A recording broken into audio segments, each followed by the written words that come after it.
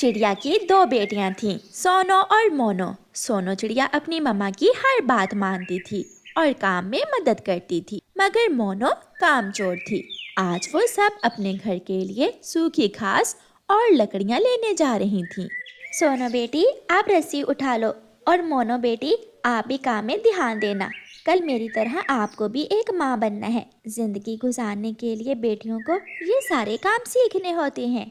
मम्मा, मैं सोनो से तो ज़्यादा काम करती हूँ, फिर भी आप हर समय सोनो की ही तारीफ करती हैं। मोनो, मम्मा ने मेरा नाम तो लिया ही नहीं। फिर वो सब अपने काम पर चली जाती हैं। सोनो बहन, आप लकड़ियाँ इकट्ठी करो, मैं नदी से पानी पी कर आती हूँ। मोनो, मम्मा पेड़ पर चढ़ी हुई है, जल्दी आ जाना। अगर मम्मा को पता चल गया तो मम्मा डांटेगी। मोनो चली जाती है। वो थोड़ी दूर जाकर पेड़ के पीछे छुपकर बैठ जाती है और अपनी मम्मा और सोनो को काम करता हुआ देखकर हंसती रहती है। मम्मा चिड़िया पेड़ से लकड़ियाँ काटकर नीचे उतरती है। मोनो, सोनो बेटी, मोनो कहाँ है? मम्मा, वो नदी से पानी पीने गई थी, मगर अभी तक लौट कर नहीं आई। जब सारा काम हो जाता है तो मोनो भी पेड़ के पीछे से निकलकर आ जाती है। मोनो, तुमने इतनी देर क्यों की? मम्मा, वहाँ नदी में एक मधुमक्खी गिर गई थी, उसे बचाने में मुझे इतनी देर हो गई। मोनो हमेशा ऐसे झूठ बोलती। वो सब अपने घर वापस जाती हैं। समय गुजरता गया और मोनो की झूठ बोलने की आदत पक्की होती गई। सोनो और मोनो बेटी, अब आप बड़ी हो गई हो। मैं चाहती हूँ अब आप लूसी आंटी से सिलाई सीखने जाया करो। मम्मा, मगर मुझे सिलाई सीखने का कोई शौक नहीं है।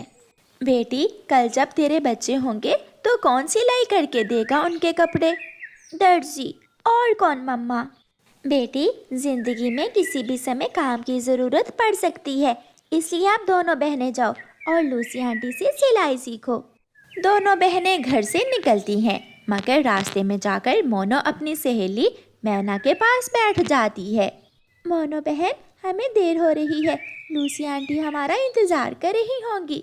सोनो, तुम जाओ सिलाई सीखने, मैं और मोनो तो आज कच्चे आम खाने जा रही हैं। और हाँ सोनो, घर जाकर मम्मा को ना बताना। मैं मम्मा से झूठ नहीं बोल सकती। अगर मम्मा ने पूछा तो मैं ज़रूर बताऊंगी कि तुम सिलाई सीखने की बजाय कच्चे आम खाने चली गई थी। मोनो अपनी सहेली मैना के साथ कच्चे आम खाने चली जाती है और सोनो लूसी कबूतरी के पास सिलाई सीखने चली जाती है। सोनो, मोनो कहाँ है? वो क्यों नहीं आई?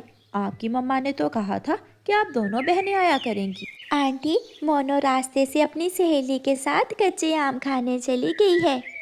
फिर सोनो लूसी से कपड़ों की कटाई सीखती है। वो कपड़ों को टांका लगाना सीखती है और उसकी बहन मोनो अपनी सहेली के साथ आमों के बाग में बैठी हुई थी। मोनो, एक बात तो बताओ, तुम्हारी बहन सोनो तुमसे इतना जलती क्यों है? वो मेरी सुंदरता से जलती है। मैं ज़्यादा जीनियस हूँ ना, इसलिए सोनो हमेशा मम्मा से मेरी शिकायत लगाती है। चलो, अब ये कच्चे आम लेकर मेरे घर जाती हैं और वहाँ जाकर नमक मिर्ची लगाकर खाएंगे। शाम को जब सोनो अपने घर जाती है तो मोनो अभी तक घर नहीं आई थी। सोनो बेटी, तुम्हारी बहन मोनो कहाँ है? मम्मा, मोनो तो अपनी सहेली मैना के साथ चली गई थी। तो क्या वो सिलाई सीखने नहीं गई? नहीं मम्मा, मगर उसे न बताना कि मैंने आपको ये बात बताई है, वरना वो मुझसे लड़ाई शुरू कर देगी। ऐसे दिन गुजरते गए। सोनो कपड़ों की सिलाई अच्छे से सीख लेती है, घर बनाना सीख लेती है और उसकी मम्मा उसे अंडों की रक्षा करना भी सिखा देती है। मगर मोनो हर समय आवारा घूमती रहती थी। फिर वो दिन आ जाता है जब मम्मा चिड़िया अपनी दोनों बेटियों की शादी कर देती है।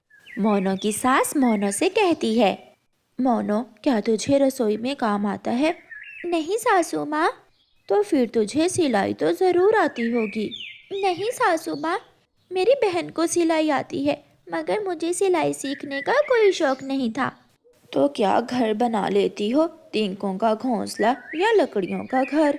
नहीं सासू माँ, ये काम हमेशा मेरी माँ और बहन किया करती थी। बहू रानी, ये घर तुम्हारी माँ का नहीं है, ये तुम्हारे ससुराल का घर है। यहाँ हर काम तुझे खुद ही करना होगा। चलो अब रसोई में जाकर अपने लिए और बाकी परिवार के लिए खाना बना लो। मोनो रसोई में जाती है, मगर उसे तो कुछ करना ही नहीं आता था। वो पालक की सब्जी बनाती है, जो देखने में ही बहुत बुरी लग रही थी। दूसरी तरफ मोनो की बहन सोनो ने अपने ससुराल जाते ही सबके दिल में अपना घर कर लिया था।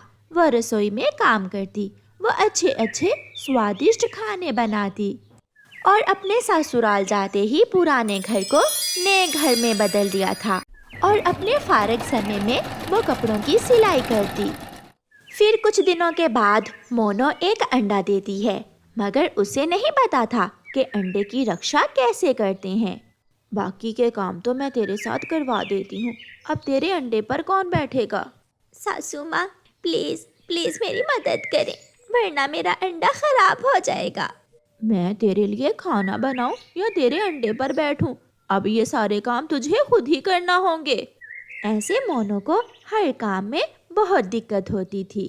सोनो तो अपने अंडे का भी अच्छे से ध्यान रखती और घर के काम भी कर लेती। एक दिन मोनो की सास लड़ झगड़ कर मोनो को घर से निकाल देती है। मोनो सारा दिन बेरी के पेड़ पर बैठी रोती रहती है। अगर मैंने माँ से काम करना सीखे होते तो आज मैं अपने ससुराल में ऐसे बेइज्जत ना होती। मैंने बहुत बुरा किया जो अपनी माँ का कहना ना माना। शाम के बाद मोनो रोती हुई अपनी माँ के पास जाती है। माँ, माँ, मेरी सास ने मुझे घर से निकाल दिया है और तुम्हारा अंडा कहाँ है? वो मेरी सास ने अपने पास रख लिया है। चल बेटी, मैं तेरे साथ जाती हूँ और मैं कुछ दिन तेरे पास ही रहूँगी और तुम मुझसे अब काम सीख लेना। अब तो तुझे समझ आ ही गई होगी कि जिंदगी में काम सीखना कितना ज़रूरी होता है। फिर मोनो की मम्मा मोनो के साथ उसके ससुराल जाती है और मोनो के काम में उसकी मदद करवाती है। मम्मा चिड़िया मोनो को हंडिया बनाना सिखाती है और अंडे की रक्षा करना। बहन, आप चिंता ना करें, मेरी मोनो भी अब सारे घर के काम करेगी। मैं कुछ ही दिनों में इसे हर काम सिखा दूंगी। सोनो के अंडे से छोटा सा बच्चा निकल आता है। सोनो ने तो अपने आने वाले बच्चे के लिए कपड़े भी सिलाई कर लिए थे। वो अपने घर में बहुत खुश थी। मोनो की वजह से उसकी मम्मा को बहुत परेशानी उठाना पड़ती है। अब कहीं जाकर मोनो को कुछ काम करना आए थे। मम्मा, अब आप जाइए। मम्मा, अब मैं ये सारे काम कर लूँगी। मम्मा, मुझे माफ़ कर दें, मेरी वजह से आपको बहुत परेशानी हुई। मोनो बेटी, हर माँ यही चाहती है कि उसकी बेटी अपने ससुराल में सुखी रहे। जैसे तेरी बहन सोनो, कभी भी मुझे उसकी तरफ से कोई ताना सुनने को नहीं मिला। फिर ऐसे मम्मा चिड़िया घर वापस आ जाती है और मोनो भी आहिस्ता आहिस्ता काम करने लगती है और समझ जाती है कि बेटियों की इज्जत काम करने में ही है। प्यारे दोस्तों, इस कहानी को लाइक, अपने दोस्तों के साथ शेयर और चैनल को सब्सक्राइब करना बिल्कुल मत भूलना। आपका धन्यवाद। रानो चिड़िया के 3 अंडे थे और आज उन तीनों अंडों से 3 सुंदर सुंदर सी बेटियां निकली थीं। मम्मा चिड़िया बहुत खुश थी। बच्चों, आप घोंसले में बैठो और मैं पड़ोसियों को मिठाई देकर आती हूँ। मम्मा, मिठाई? वो किस खुशी में? आपके अंडों से सुरक्षित बाहर आने की खुशी में बच्चों। फिर मम्मा चिड़िया अपनी पड़ोसन गौरी कवि के घर मिठाई लेकर जाती है। गौरी बहन, मैं आपके लिए मिठाई लेकर आई हूँ। मिठाई? बेटे निकले हैं ना आपके अंडों से, ये मिठाई उस खुशी में है क्या? नहीं, मेरे तीनों अंडों से 3 बेटियां निकली हैं। पागल चिड़िया, बेटों की मिठाई तो हर कोई बांटता है और तुम हो कि बेटियों की मिठाई बांट रही हो। इस जमाने में बेटियां बेटों से कम नहीं है। तुम देखना गौरी, मेरी बेटियां बड़ी होकर बेटों से ज्यादा कामयाब पक्षी बनकर दिखाएंगी। मेरे 3 बेटे हैं, बड़े होकर एक एक दाना भी लाएंगे तो 3 दाने घर आएंगे और तुम्हारी 3 बेटियों का तो पेट ही भरना मुश्किल होगा तुम्हारे लिए। गौरी, तुम ये मिठाई रखो, ये तो समय ही बताएगा मेरी बेटियां कामयाब पक्षी बनती हैं या फिर तुम्हारे बेटे। चिड़िया अपने घर चली जाती है। दिन गुजरते गए और मम्मा चिड़िया अपनी बेटियों को जिंदगी गुजारने के रीत रिवाज बताती रही। सुनो मेरी बेटियों, बिना मेहनत के कुछ हासिल नहीं है। अच्छे समय में बुरे का ध्यान रखना और हमेशा कोई भी काम करने से पहले सोच लेना कि वो काम अच्छा है या बुरा, और बुराई से हमेशा दूर ही रहना। मम्मा, हम उड़ना कब सीखेंगी? आज मैं अपनी बेटियों को उड़ना सिखाऊंगी। उधर गौरी कौवी भी हर समय अपने बेटों को ठोंस ठोंस कर खिलाती रही। कौवा और कौवी अपने बच्चों को पालने के लिए दूसरों का भोजन चोरी करते, कमजोर पक्षियों पर जुल्म करते थे। पापा, आज मेरा मिठाई खाने को दिल कर रहा है। और पापा, मैं चावल खाऊंगा आज। मम्मा मम्मा, पापा से कहें मेरे लिए आज खिलौना लेकर आए। ले आएंगे, आपके पापा आपके लिए सब कुछ ले आएंगे। गोरी कहाँ है? वो मेरा चाकू कहाँ है? पति जी, लो और अपना ध्यान रखना। कालू कौवा घर से निकलता है। वो सीधा बड़े पेड़ पर जाकर बैठ जाता है। जंगल में कोहरे की वजह से बहुत दूर तक दिखाई नहीं देता था, इसलिए जैसे ही ऑटो कालू कौवे के करीब आता है, कालू कौवा उसे रोक लेता है। कहाँ जाना है जी आपको? चुप कर जाओ, अगर दोबारा बोले तो सीधा चाकू मार दूंगा। सब निकालो, जो है वो निकाल दो। हरियाली तोती के पास तो सोने की चेन थी। वो जल्दी से उतार कर कालू कौवे को दे देती है, और चाचा छमछम तो रोए जा रहा था। चोर जी, मेरे पास पैसे नहीं हैं। जो थे मैंने उन पैसों का ऑटो में पेट्रोल डलवा लिया था। डाकू कालू कौवा चाचा छमछम को एक लगाता है और बुलबुल से पैसों वाली थैली लेकर वहाँ से भाग जाता है। मेरा बेटा बीमार था, मैं अपने बेटे के लिए दवा लेने जा रही थी। वो चोर मेरा पैसों वाला थैला लेकर भाग गया। चलो, मैं आप सबको आपके घर तक छोड़ देता हूँ। कालू कौवा मिठाई की दुकान पर जाता है और वहाँ से मिठाई लेता है। फिर वो चावल लेता है और फिर खिलौनों की दुकान से अपने छोटे बेटे के लिए खिलौने लेता है। कालू जी, क्या बात है? आज तो खुले ही खर्चे हो रहे हैं। कबूतर, जो कमाता हूँ अपने बच्चों के लिए ही तो कमाता हूँ, तुम्हारी तरह मैं कंजूस नहीं हूँ। ऐसा कहते हुए कालू कौवा वहाँ से चला जाता है। सब बच्चे लंबी सांस लें और अपने पंख फैलाकर छलांग लगाएं। और छोटी, आप मेरे साथ साथ ही रहना। चिड़िया की तीनों बेटियां बहुत पुरजोश थीं। आज वो अपनी पहली उड़ान भरने वाली थीं। मैं आगे जाऊंगी, मैं अच्छे से उड़ूंगी। ये तो अभी थोड़ी देर बाद पता चल जाएगा। फिर वो सब उड़ती हैं, कोई आगे तो कोई पीछे। सारा परिवार एक दूसरे का हौसला बढ़ा रहा था। मम्मा चिड़िया के लिए जिंदगी की ये सबसे बड़ी खुशी थी। उसकी बेटियों ने पहली ही बार में उड़ना सीख लिया था। शाम को थकी हारी वो सब घर जाती हैं। मम्मा ने आज का दाना कल ही ढूंढ लिया था, इसलिए अब उन्हें दाने की चिंता नहीं थी। अब कल से मेरी बेटियां अपनी अपनी जिंदगी का फैसला करेंगी कि किसने कौन सा काम सीखना है। उधर कौवे भी एंजॉय कर रहे थे। गोरी चाचा छमछम का ऑटो था जिसे मैंने लूटा। फिर तो चाचा छमछम बहुत रोया होगा। वो तो बच्चों की तरह रो रहा था। पापा, जब कोई रोए तो क्या फिर उस पर रहम नहीं करते? नहीं बेटा, हमारे काम में रहम नहीं है, पत्थर दिल बनना पड़ता है। चिड़िया की एक बेटी घर बनाना सीखने का फैसला करती है और वो घर बनाने का काम सीखना शुरू करती है।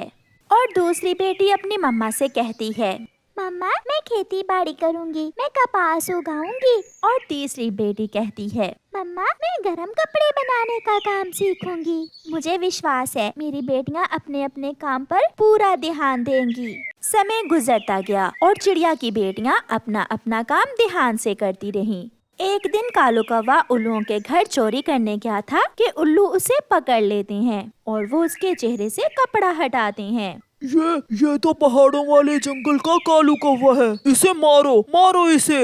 उल्लू मार मार कर कालू कौवे के पंख तोड़ देते हैं और उसे पहाड़ों पर फेंक देते हैं। मर गया, कोई मुझे मेरे घर तक पहुंचा दे। गोरी तक खबर पहुंचती है तो गोरी कालू कौवे को पहाड़ों से उठाकर घर ले आती है। क्या जरूरत थी उन उल्लुओं के घर जाने की? अब इस जंगल में चोरियां करने से खर्चे पूरे नहीं होते, इसलिए मुझे दूसरे जंगल जाना पड़ा। तीनों बेटे एक दूसरे की तरफ देख रहे थे। पिताजी, अब घर का खर्चा कौन चलाएगा? तुम बड़े हो बेटा, ये बोझ अब तुम्हें ही उठाना पड़ेगा। ना पिताजी, मैंने तो सोच लिया है, मैं अब सागर वाले जंगल में जाऊंगा। सुना है वहाँ कई और भी कौवे रहते हैं। मैं छोटा हूँ, छोटा मैं हूँ, तुम मुझसे बड़े हो। शर्म करो, तुम्हारे पिता के पंख क्या टूट गए? तुम सब आज ही उल्टी सीधी बातें करने लगे हो। फिर कौवे के तीनों बेटे घर से निकल जाते हैं। चिड़िया आती है। बहुत दुख हुआ कालू भैया, मगर तुम ये काम कब से कर रहे हो? पहली बार ही चोरी करने गया था मैं, पकड़ा गया, बहुत मारा मुझे उन्होंने, बहुत मारा। चाचा छमछम कबूतर के साथ कौवे के घर आता है। अच्छा ही हुआ कालू, जो तुम्हारे पंख तोड़ दिए उन्होंने। जब तुमने मेरा ऑटो लूटा तो मुझे शक पड़ रहा था कि वो तुम ही हो, मगर मैं तुम्हारा चाकू देखकर चुप रहा। उसी दिन याद है ना, तुम मेरे पास खिलौने और मिठाई लेने आए थे। अब मालूम हुआ वो कमाई हराम की थी। मुझे माफ कर दो मेरे दोस्तों, मुझे माफ कर दो। कोई भी तुम्हें माफ नहीं करेगा। सब वहाँ से चले जाते हैं। छोटे, तुम अभी छोटे हो, तुम घर जाओ और माँ को बता देना कि मैं और भाई सागर वाले जंगल जा रहे हैं। हम अब उड़ सकते हैं और खुद से अपनी जिंदगी गुजार सकते हैं। ऐसे कौवे के दो बेटे सागर वाले जंगल में चले जाते हैं और तीसरा घर लौट आता है। मम्मा, वो चले गए, वो हमें छोड़कर चले गए, मगर मैं यहाँ आपके पास ही रहूँगा। कालू, अगर उन बच्चों को हराम की कमाई ना खिलाई होती तो आज हमारे बच्चे हमारे काम आते। गौरी, इसमें दोष तुम्हारा ही है, तुम ही मुझे चोरियां करने भेजा करती थी। चिड़िया की तीनों बेटियां अपने अपने काम अच्छे से सीख लेती हैं। बड़ी बेटी अब घर बनाने का काम सीख चुकी थी। छोटी की कपास की फसल भी तैयार थी और उससे छोटी बूढ़ी फाख्ता से स्वेटर बनाना सीख रही थी। उनके घर में सुकून था। शाम के बाद गोरी कौवी रोती हुई चिड़िया के पास आती है। चिड़िया, चिड़िया, मुझे एक गरम कंबल दे दो। आज कालू के शरीर में ठंड से बहुत दर्द है। आज है या कल, न जाने कालू किस समय मर जाए। ये कंबल मेरी बेटी ने बनाया है, ये आप ले जाएं। और वो बात याद करना जब मैं तुम्हारे घर मिठाई लेकर गई थी। चिड़िया, वो बात तो मुझे सारी रात सोने नहीं देती। आपने सच ही कहा था, बात बेटे या बेटियों की नहीं होती, बात उनकी अच्छी प्रशिक्षण की होती है जो हम अपने बेटों की ना कर सके। प्यारे दोस्तों, इस कहानी से हमें सीख मिलती है कि बेटी हो या बेटा, उनकी तरबियत अच्छे से करें, उन्हें अच्छे और बुरे का फर्क बताएं। आपका धन्यवाद।